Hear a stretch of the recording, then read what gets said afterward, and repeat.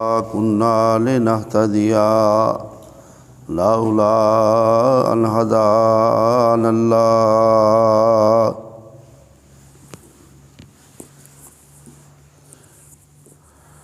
اللهم صل على محمد وعلى آل محمد كما صليت على إبراهيم وعلى آل إبراهيم إنك حميد مجيد اللهم بارك على محمد وعلى آل محمد كما باركت على إبراهيم وعلى آل إبراهيم إنك حميد مجيد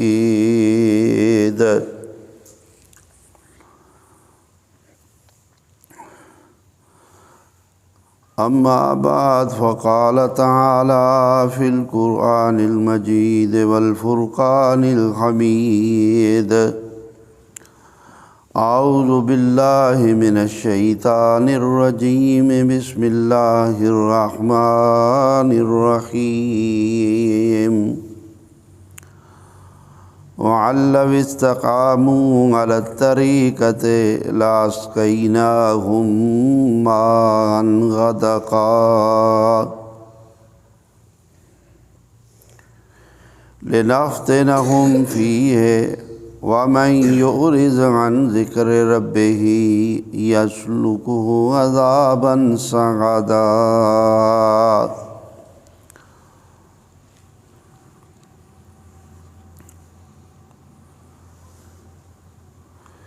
وأن المساجد لله فلا تدعوا مع الله أحدا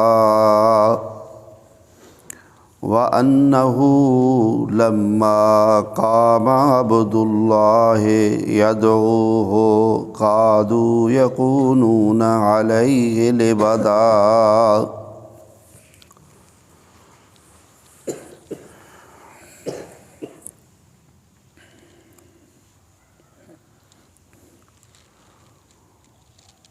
اللہ تعالیٰ نے سورہ جن کی ان آیات میں فرمایا وَعَلَّ وَاسْتَقَامُوا عَلَى الطَّرِيقَةِ، اگر لوگ اللہ کی شریعت کے طریقے کے اوپر استقامت اختیار کرتے، اس پر پکے رہتے، تو فرمایا لَأَسْقَيْنَاهُمْ مَاءً غَدَقًا، تو البتہ ہم ان کو میٹھا ٹھنڈا مزیدار پانی پلاتے، میں نہ کہ ہم ان پر اپنی رحمتیں کرتے، ہم ان کے اوپر اپنی نعمتوں کی بوچھاڑ کر دیتے۔ اور یہ بھی اس کی تفسیر میں مفسرین کہتے ہیں کہ جنت کی نعمتیں مراد ہیں۔ تو اگر لوگ اللہ کی شریعت اور دین کے اوپر استقامت اختیار کریں تو اللہ تعالیٰ ان کو دنیا میں بھی اور آخرت میں بھی نعمتوں کا وعدہ دیتا ہے، اور ایسے لوگوں پر اللہ تعالیٰ اپنی رحمتیں فرماتا ہے۔ جیسا کہ دوسرے مقام پہ فرمایا کہ اگر بستیوں والے ایمان لاتے، تقوی اختیار کرتے، اللہ کی عبادت کرتے، تو ان پر اللہ تعالیٰ آسمانوں سے بھی اپنی رحمتیں کرتا، زمین سے بھی اپنے خزانے نکال دیتا اور اپنی نعمتیں پیدا کر دیتا، اور اللہ تعالیٰ ان کے لیے فراوانیاں ہی فراوانیاں کر دیتا۔ تو یاد رکھو کہ جب اللہ کی شریعت کی پابندی کی جاتی ہے، اللہ کے اتارے ہوئے ضابطے کو اختیار کیا جاتا ہے، تو اس سے اللہ تعالیٰ کی رحمتیں زمین کے اوپر اترتی ہیں۔ جس طرح کہ رسول اللہ صلی اللہ علیہ وآلہ وسلم نے فرمایا کہ اللہ کے قانون کو نافذ کرتے ہوئے جب اللہ کی زمین کے اوپر ایک حد جاری کی جاتی ہے تو 40 روز بارش برسنے سے بھی زیادہ اللہ تعالیٰ رحمت نازل کرتا ہے۔ تو شریعت کی پیروی، دین کا نفاذ اور اللہ کی عبادت اور اللہ کے دین کو عام کرنا، جب اللہ کی زمین کے اوپر یہ عمل ہوتا ہے تو اس کے فوائد اللہ تعالیٰ پوری زمین پر بسنے والی مخلوق کو عطا فرماتا ہے۔ نبی کریم صلی اللہ علیہ وآلہ وسلم نے فرمایا کہ اللہ تعالیٰ کی مخلوق اللہ سے دعا کرتی ہے کہ یا اللہ انسان کو ہدایت عطا فرما، جب یہ تیری نافرمانیاں کرتا ہے اور تجھے غصہ آتا ہے اور پھر تو زمین کے اوپر عذاب بھیجتا ہے تو اس وجہ سے پھر ہم بھی مارے جاتے ہیں۔ وہ اللہ کا عذاب سیلاب کی صورت میں آئے، بارش کی صورت میں آئے، آندھی کی صورت میں آئے، طوفان کی صورت میں آئے، تو اللہ تعالیٰ کی دوسری مخلوقات بھی بہت ساری اس کی زد میں آ کر، حشرات الارض، پرندے، کیڑے مکوڑے، جانور، وہ سب بھی مارے جاتے ہیں۔ تو ظہر الفساد فی البر والبحر بما کسبت ایدی الناس، یہ لوگوں کی کمائی کی وجہ سے ہوتا ہے۔ زمین کے اوپر جو بھی پریشانیاں رونما ہوتی ہیں یہ شامت اعمال کا ایک پہلو ہوتا ہے۔ اللہ تعالیٰ کی طرف سے سزا کا جو ایک ضابطہ ہے کہ اللہ تعالیٰ گناہوں کی کچھ سزا دنیا میں بھی دیتا ہے تو وہ اس وجہ سے ہوتا ہے، اور پھر جب اللہ سزا دیتا ہے تو عین معین اس فرد کو اور اس کی وجہ سے پھر اس کے دائیں بائیں اور لوگ بھی اور مخلوق بھی اس کی زد میں آ جاتی ہے۔ اور اسی طرح جب اللہ کی زمین کے اوپر نیکی ہوتی ہے تو اس نیکی کی وجہ سے اور ان نیک اعمال کی وجہ سے اللہ تعالیٰ کی رحمتیں اترتی ہیں، تو عین معین اس فاعل کو بھی اللہ تعالیٰ اس رحمتوں کا فائدہ دیتا ہے، اور اللہ تعالیٰ کی باقی مخلوق بھی اس سے فائدہ حاصل کرتی ہے۔ تو اس لیے دنیا میں بھی اور آخرت میں بھی اللہ تعالیٰ اس بات پر اپنے بندوں پر فضل فرماتا ہے اور فرمائے گا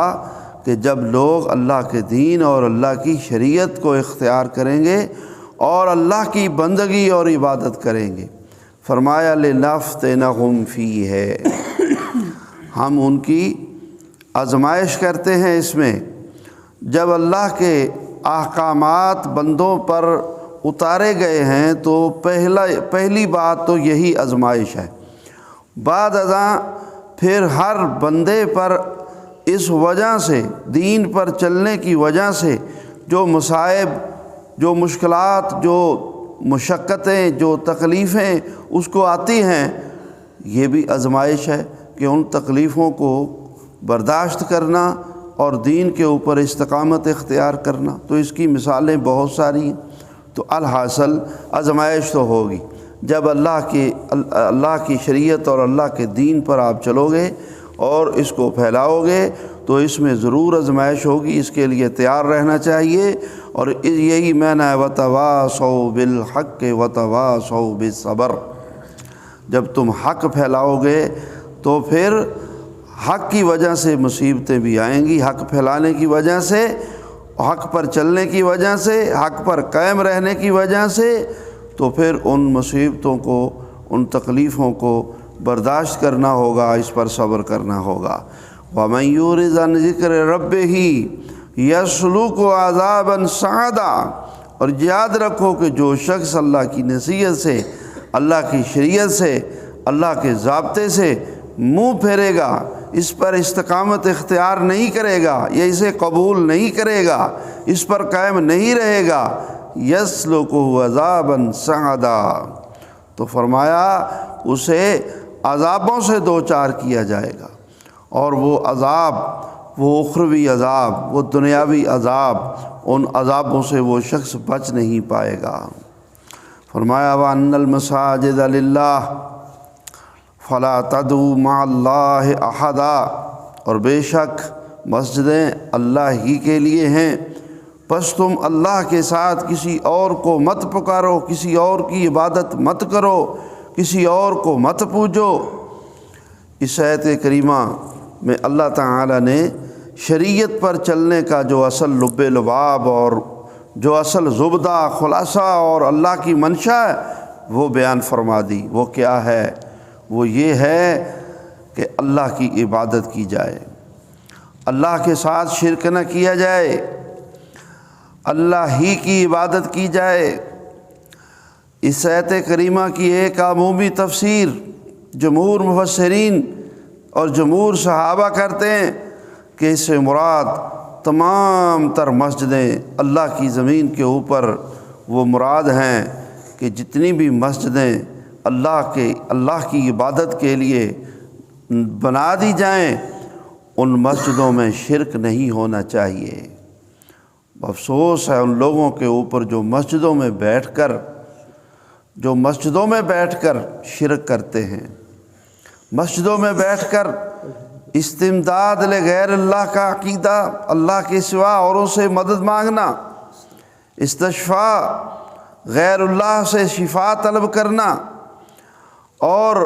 غیر اللہ سے توسل اور غیر اللہ کو شامل کرنا اور یہ سمجھنا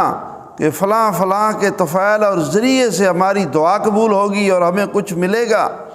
افسوس ہے کہ مسجدوں میں بیٹھ کر اللہ کے ساتھ شرک اور غیر اللہ کی پوجا، غیر اللہ کے نام کی تسبیحاں، یا عبد القادر جیلانی شیئا للہ، اس طرح کے وظائف خود ساختہ اور شرکیہ الفاظ اور شرک کا واز، شرک کے دلائل، غیر اللہ سے مدد مانگنے کی تقریریں، جلسے اور بدعات کو رواج دینا، شرک کو رواج دینا، مسجدوں کے اندر بدعات اور شرک کی محفلیں اور مجلسیں، انا للہ و انا الیہ راجعون۔ اللہ کی زمین کے اوپر مسجدیں تو صرف اور صرف اللہ کو پکارنے کے لیے ہیں، اللہ سے عبادت کرنے کے لیے ہیں، اللہ ہی سے مانگنے کے لیے ہیں۔ وَأَنَّ الْمَسَاجِدَ لِلَّهِ فَلَا تَدْعُوا مَعَ اللَّهِ أَحَدًا، یہ جمہور مفسرین کی تفسیر ہے۔ دوسری تفسیر امام حسن بصری کی ہے۔ امام حسن بصری کہتے ہیں اس سے مراد اعضاء السجود ہیں کہ انسان کے وہ اعضاء جن پر سجدہ کیا جاتا ہے، وہ 7 اعضاء، پاؤں کی انگلیاں اور یہ گھٹنے اور ہاتھوں کی یہ ہتھیلیاں، ناک اور پیشانی،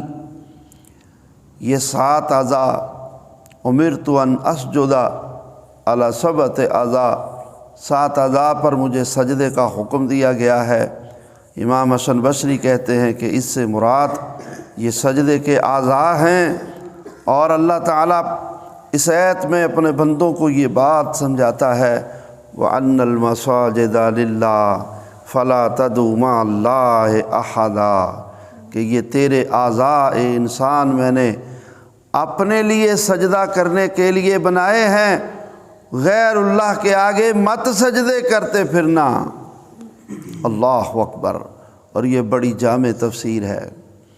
اور سعید بن جبیر رضی اللہ تعالیٰ عنہ اس آیت کی تفسیر کرتے ہیں، وہ کہتے ہیں کہ رسول اللہ صلی اللہ علیہ وآلہ وسلم نے فرمایا وَجُعِلَتْ لِيَ الْأَرْضُ مَسْجِدًا، میرے لیے ساری زمین اللہ نے مسجد بنا دی ہے۔ تو یہ چونکہ پوری زمین، تو اس لیے یہ جمع کا لفظ آیا ہے، اور مسجد ہو عین مسجد یا مسجد نہ بنی ہو، پوری زمین مسجد ہے، پوری زمین اللہ کے حضور سجدہ گاہ ہے۔ تو اللہ تعالیٰ یہ فرماتا ہے وَأَنَّ الْمَسَاجِدَ لِلَّهِ فَلَا تَدْعُوا مَعَ اللَّهِ أَحَدًا، اللہ کی پوری زمین کے اوپر کہیں بھی شرک نہیں ہونا چاہیے، کہیں بھی شرک نہیں ہونا چاہیے، صرف مسجد کے اندر ہی نہیں، مسجد سے باہر بھی اللہ کی پوری زمین کے اوپر کہیں بھی شرک نہیں ہونا چاہیے۔ تو یہ تینوں باتیں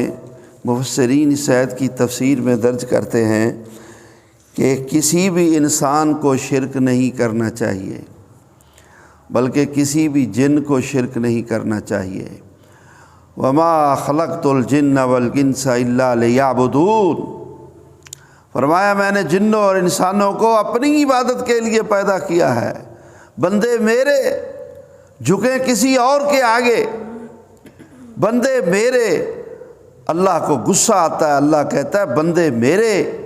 اور یہ سجدہ کریں کسی درخت کو، کسی پتھر کو، کسی بت کو، کسی زندہ کو، کسی مردہ کو، کسی جانور کو، جس کے آگے بھی جھکیں گے میری مخلوق ہے۔ یہ خالق کو چھوڑ کر مخلوق کے آگے جھکے جا رہے ہیں، ان کو شرم نہیں آتی؟ اس لیے اللہ تعالیٰ نے شرک کی کوئی گنجائش نہیں رکھی۔ نہ تو مسجدوں میں شرک ہو، نہ انسان شرک کریں، اور نہ ہی پوری زمین کے اوپر کہیں شرک ہو۔ اللہ کی طرف سے ما لم ينزل بہ سلطانہ، اللہ نے کوئی رعایت نہیں دی کہ چلو کوئی بات نہیں ہے، گرجوں میں شرک کر لیں، کنیسوں میں کر لیں، بت قدوں میں کر لیں، آتش قدوں میں کر لیں۔ اللہ نے کوئی گنجائش نہیں دی، اللہ نے کوئی گنجائش نہیں دی کہ تم آستانے بنا کر وہاں شرک کر لو، تم مزار بنا کر وہاں شرک کر لو۔ اللہ نے کہیں شرک نہیں دی، نہ گھوڑے کو پوجنے کی، نہ اونٹ کو پوجنے کی، اللہ نے کہیں شرک کی گنجائش نہیں دی۔ تو نہ تو بندوں کو شرک کرنا چاہیے، اور بندوں کو شرم آنی چاہیے کہ اللہ کی باقی مخلوق میں سے کوئی بھی مشرک نہیں ہے، اللہ کی پوری مخلوق میں سے کوئی بھی کافر نہیں ہے، اللہ کی پوری مخلوق میں سے کوئی بدعتی نہیں ہے۔ اللہ اکبر۔ اور انسان اور جن، ان کو حیا آنی چاہیے کہ ہمیں اللہ تعالیٰ نے اپنے احکام کا مکلف بنایا، اور بالخصوص انسانوں کو شرم آنی چاہیے کہ ہمیں اللہ نے اشرف المخلوقات بنایا، اور ہم غیر اللہ سے مدد مانگتے ہیں، ہم غیر اللہ کے وظیفے کرتے ہیں، ہم غیر اللہ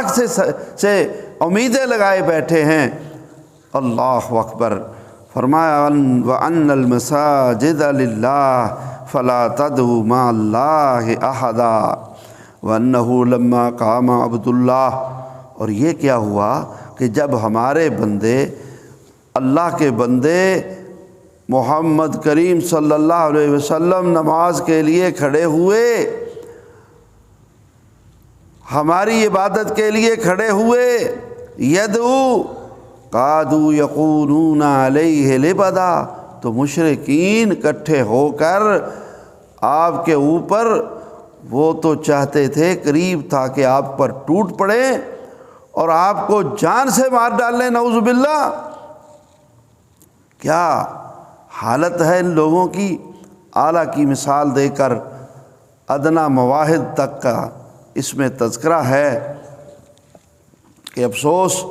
جب کوئی شخص ایک اللہ کی عبادت کا نام لیتا ہے، ایک اللہ کی عبادت کرتا ہے، تو مشرکوں کو اس پر بڑا غصہ آتا ہے۔ فرمایا تم جب ایک اللہ کی عبادت کی بات کرتے ہو تو ان لوگوں کو اس سے چڑ آتی ہے، اور باقی باتیں تم کرتے جاؤ، ان کو پھر کوئی تکلیف نہیں ہوتی۔ اور یہی بات آج کہ آپ لوگوں کے ساتھ گفتگو کریں اور باتیں کرتے رہیں تو آپ با اخلاق ہیں، جب آپ ایک اللہ کی عبادت کی بات کریں گے تو جو غیر اللہ کو بھی ساتھ ملانے کا عادی ہے، مشرک ہے، اس کو اس بات پر بڑی تکلیف ہوگی۔ آپ ساری باتیں کرتے رہیں، آپ با اخلاق ہی کہلائیں گے، آپ پر لیبل لگا رہے گا کہ آپ بڑے اخلاق والے ہیں۔ آپ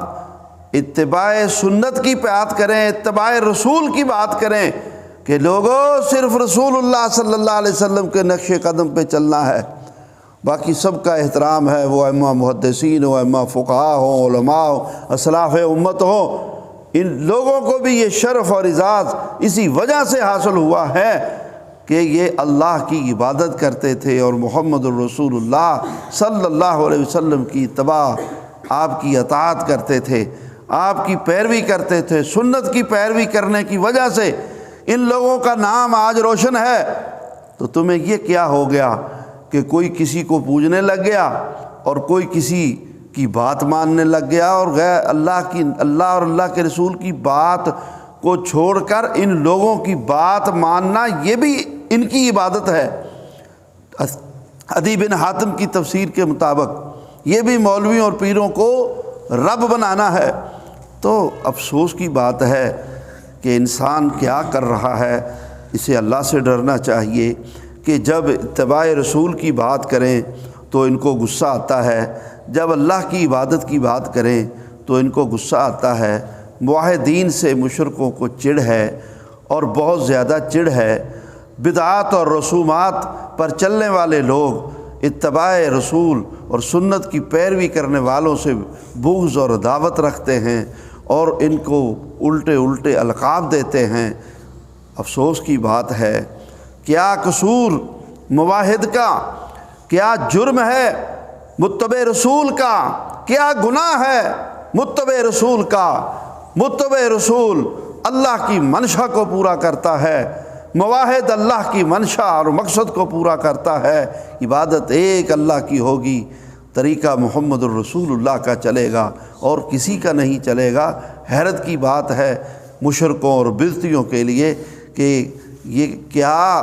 کر رہے ہیں اور کیا ان کا طریقہ ہے اور کیا ان کا حشر ہوگا۔ انہیں کچھ فکر کرنا چاہیے، میں ان کو دعوت فکر دیتا ہوں۔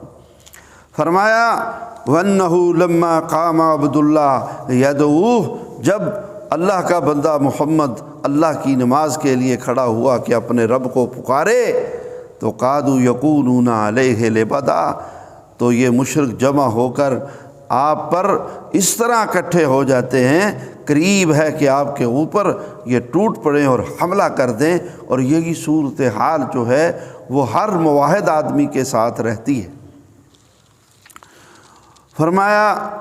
اے میرے نبی محمد کریم صلی اللہ علیہ وسلم، توحید کا مسئلہ ان لوگوں پر واضح کر دو۔ قل، ان کو کہہ دو، انما ادعو ربی ولا اشرک بہ احدا، میں تو صرف اپنے رب کو پکارتا ہوں، اپنے رب کی عبادت کرتا ہوں، میں اس کے ساتھ کسی ایک کو بھی شریک نہیں کرتا۔ محمد الرسول اللہ صلی اللہ علیہ وآلہ وسلم اللہ کی مخلوق میں، اولاد آدم میں، انبیاء اور رسل میں اعلیٰ ترین ہستی، سب سے بلند و بالا مقام والے،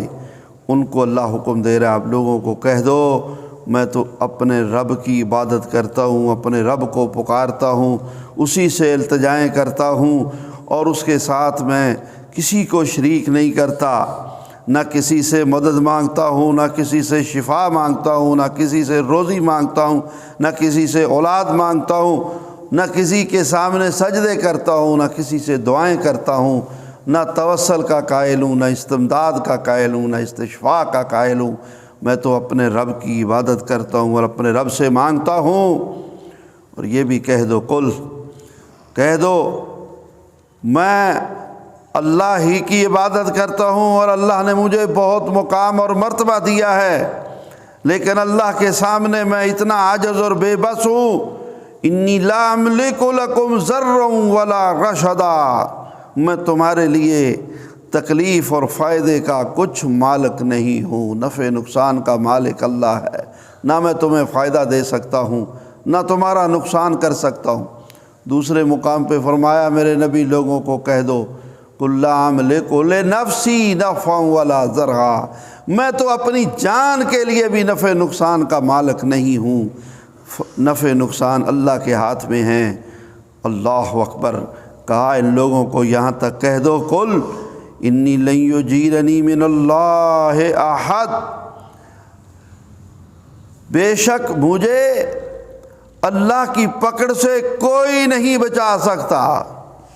اگر اللہ میں محمد کو بھی خدا نخواستہ کسی بات پر پکڑے تو آدم سے لے کے عیسیٰ تک اور اللہ کے ہر دور کے اللہ کے نیک بندے، فرشتے،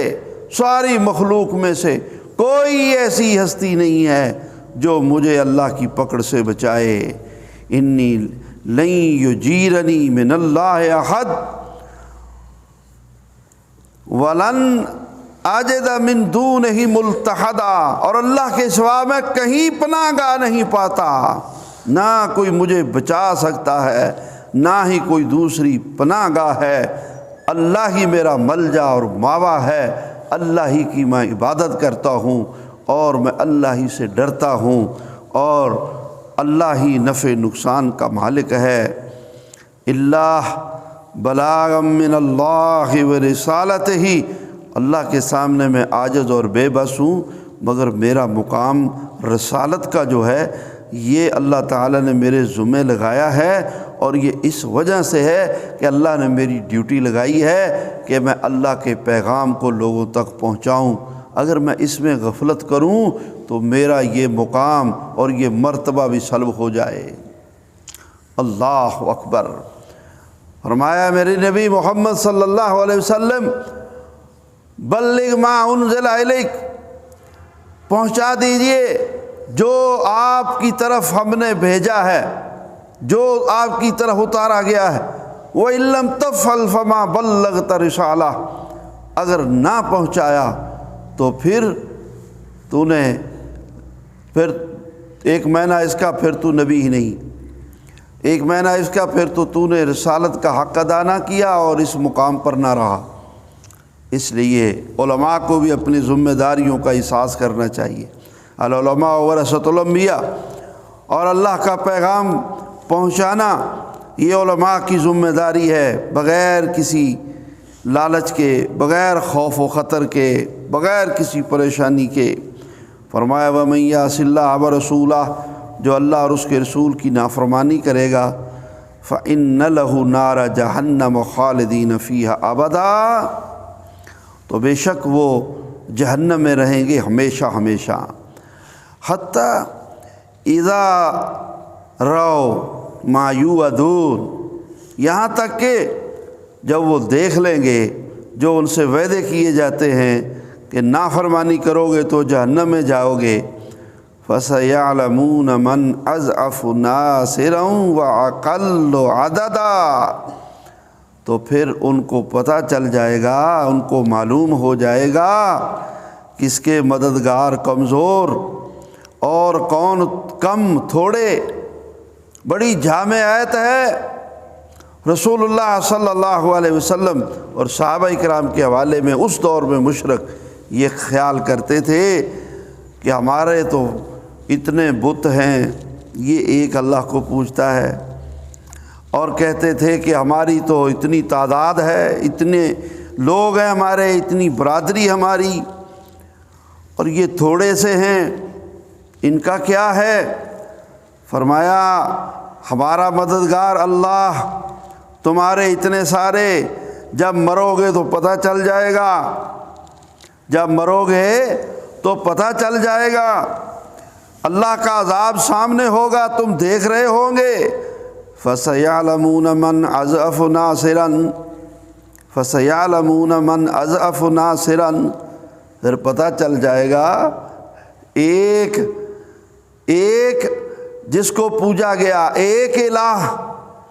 وہ مددگار ثابت ہوتا ہے، یا تمہارے ہزاروں سینکڑوں یہ تمہیں بچاتے ہیں، اور تمہاری اتنی گنتی، اتنی تعداد، تمہاری کھیپ ساری مل کر کیا کر سکتی ہے؟ وہاں پر کہاں جاتی ہے؟ کیا حشر ہوتا ہے ان کا؟ بہت جلد تمہیں پتہ چل جائے گا۔ وَأَقَلُّ عَدَدًا،